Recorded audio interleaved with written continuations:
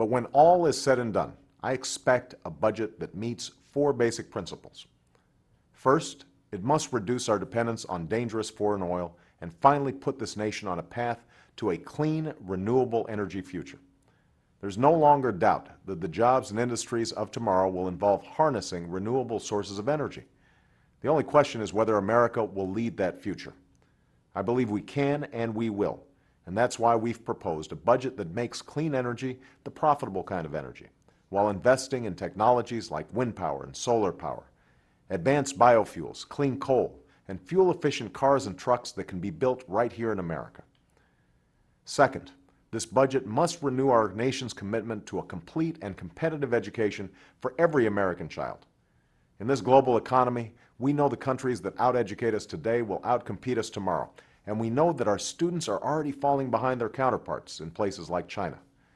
That's why we have proposed investments in childhood education programs that work, in high standards and accountability for our schools, in rewards for teachers who succeed, and in affordable college education for anyone who wants to go. It is time to demand excellence from our schools so that we can finally prepare our workforce for a 21st century economy. Third, we need a budget that makes a serious investment in healthcare reform. Reform that will bring down costs, ensure quality, and guarantee people their choice of doctors and hospitals.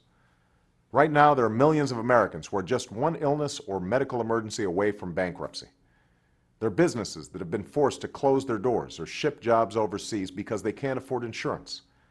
Medicare costs are consuming our federal budget. Medicaid is overwhelming our state budgets.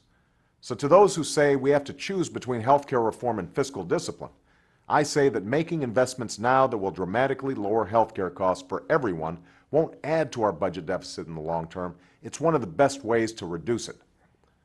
Finally, this budget must reduce that deficit even further. With the fiscal mess we've inherited and the costs of this financial crisis, I've proposed a budget that cuts our deficit in half by the end of my first term. That's why we're scouring every corner of the budget and have proposed $2 trillion in deficit reductions over the next decade.